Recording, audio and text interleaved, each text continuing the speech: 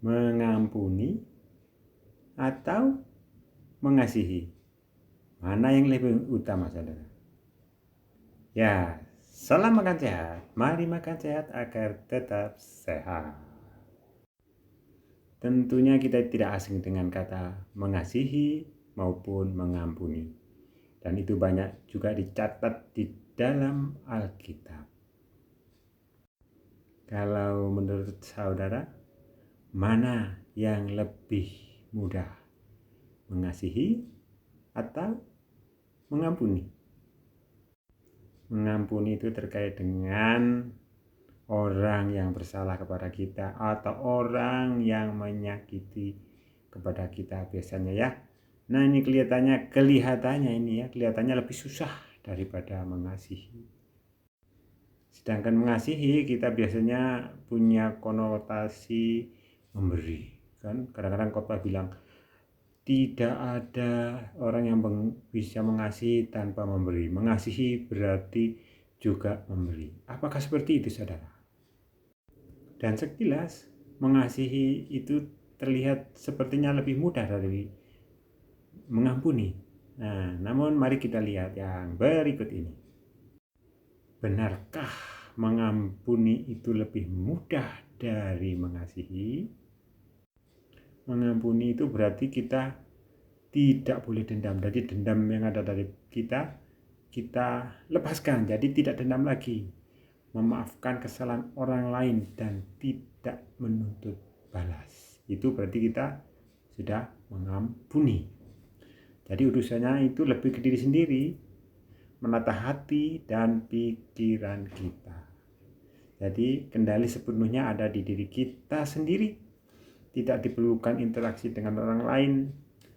Orang yang kita ampuni, dia tahu atau tidak kita mengampuni, itu sepenuhnya tergantung kita.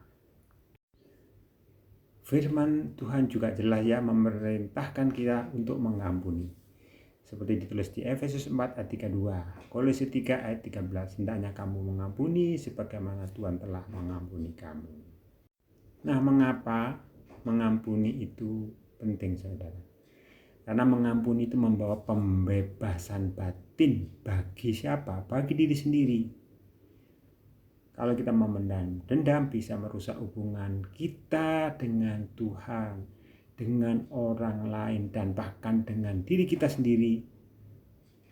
Efeknya sangat buruk. Pengampunan itu tidak selalu berarti membiarkan kesalahan berlanjut tanpa perubahan, tetapi menahan hak untuk membalas sambil tetap berharap akan pemulihan atau perbaikan. Tapi hati kita sudah tidak sakit hati, saudara. Itu mengampuni. Sedangkan mengasihi, ya, pada umumnya orang memahami mengasihi itu memberi, namun sebenarnya mengasihi itu jauh lebih dari sekedar memberi, saudara. Nah, definisi kasih kita bisa lihat di 1 Korintus 13 ayat 4 sampai 7 ya. Yang pertama apa itu? Mengasihi. Kasih itu sabar, saudara. Sabar. Jadi menghadapi seseorang kita sabar menunggu prosesnya ya, bukan berarti membiarkan orang semena-mena, tapi kita sabar. Sabar artinya kita tetap tenang, hati kita tenang. Kemudian apalagi, saudara? Kasih itu murah hati ya, ringan tangan, suka menolong, suka memberi. Nah, ini kasih juga memberi. Kenapa? Hatinya yang mudah tergerak oleh belas kasihan. Jadi tidak salah juga kalau mengasihi itu memberi juga. Namun yang pertama tadi adalah kasih itu sabar. Ini terkait dengan hati, saudara. Hatinya yang pertama kali. Selanjutnya, ia tidak cemburu. Artinya hatinya tidak iri hati. Tidak cemburu melihat orang lain lebih berhasil, orang lain lebih beruntung. Tidak cemburu terhadap orang lain. Yang berikutnya, yang keempat, ia tidak memegahkan diri dan tidak sombong, saudara. Iya. Itu juga wujud ekspresi dari mengasihi. Kita tidak menonjolkan diri kita sendiri, kita merasa lebih baik, lebih hebat, tidak, saudara. Itu adalah ekspresi dari mengasihi juga. Berikutnya, tidak melakukan yang tidak sopan. Nah, ini jelas ya. Kemudian berikutnya lagi yang keenam, tidak mencari keuntungan diri sendiri. Nah, ini tidak mengambil kesempatan dalam kesempitan untuk diri sendiri, tidak. Nah, itu juga wujud dari mengasihi. Ya, tidak pemarah, ya, tidak mudah marah, ini juga mengasihi ya. Kemudian yang berikutnya, ini juga penting, tidak menyimpan kesalahan orang lain. Apa artinya menyimpan kesalahan orang lain? Jadi kalau orang lain bersalah, kita ingat-ingat, kita ungkit-ungkit, itu namanya menyimpan, sehingga hati kita biasanya tambah sakit hati karena dipelihara, saudara. Nah, kita tidak boleh menyimpan kesalahan orang lain. Itu juga wujud dari mengasihi, saudara.